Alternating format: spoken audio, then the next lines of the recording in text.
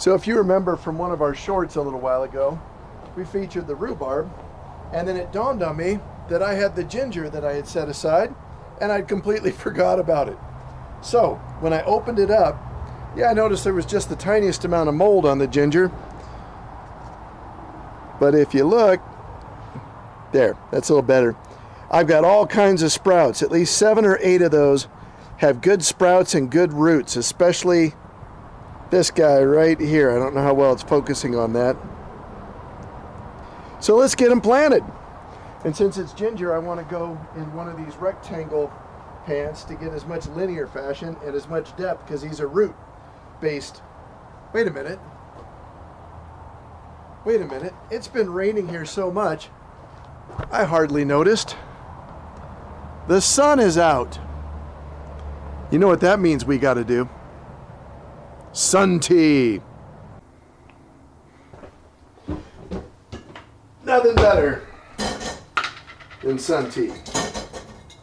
Using good RO filtered water and just a plain old ordinary black tea.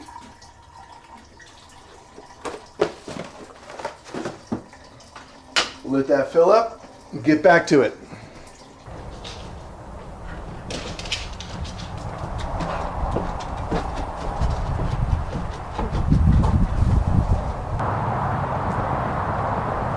I love this little table out in the garden.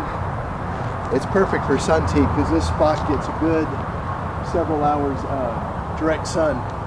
It's been raining so much here lately that I kind of lost sight of it, that I haven't had sun tea in a couple of days. Let's get back to the ginger.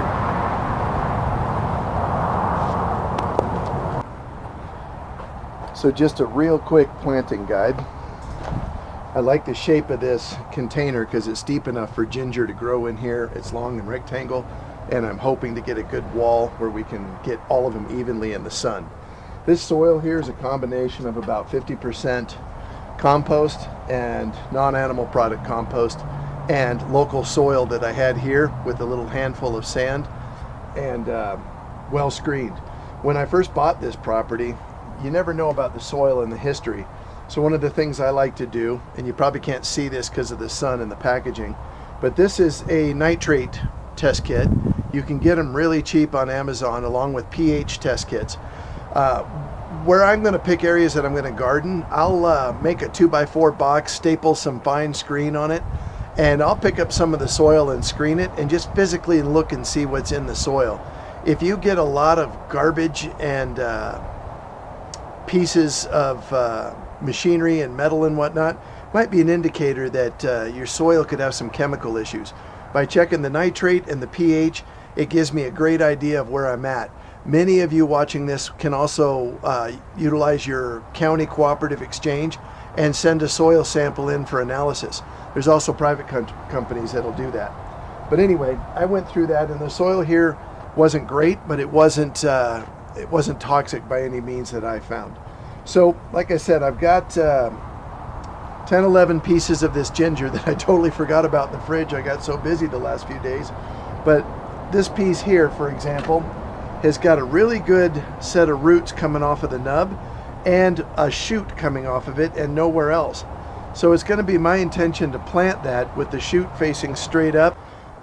So if I have about 11 of these pieces and I've got this length of area, and I have some that I think are going to be stronger candidates than others, some 1, 2, 3, 4, 5, 6, 7, 8 pieces showing good nubs and a couple that aren't, I may take one of these pieces that aren't showing any new growth on it and put it in between 2 of the ones I think are stronger. So if they don't come up, it doesn't completely affect my spacing and I have a higher chance of getting a good even coverage all the way across. Sorry about the shadow there, but it is what it is. So let's get a ruler out and measure it up and get them planted. So by taking a basic tape measure and going right down the end, we know this is a 2-foot pot.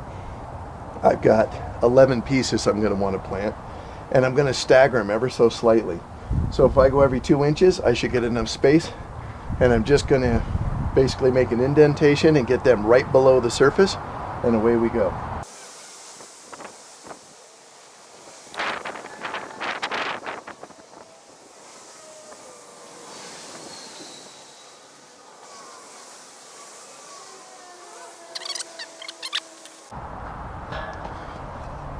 so by no means am I an epic gardener or a homesteader, in which, by the way, if you haven't gone to their channel, Epic Gardening or Epic Homesteading, you really should check it out.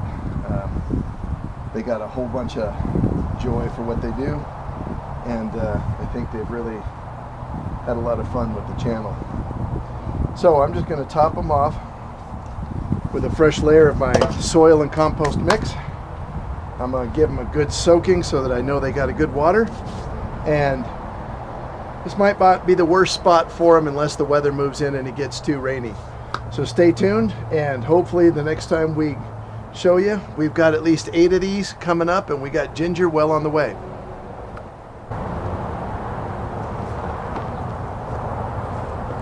Oh, well, thank you for joining us today. We've gotten a lot done and had some fun around our little lovely pile of sticks. Sorry about the noise you're going to constantly hear in the background. It's part of the compromise we make with making the most of what you have. We'll talk about that a little bit more in the future. Please like and subscribe, and down in the comments add topics you'd like to see for future episodes.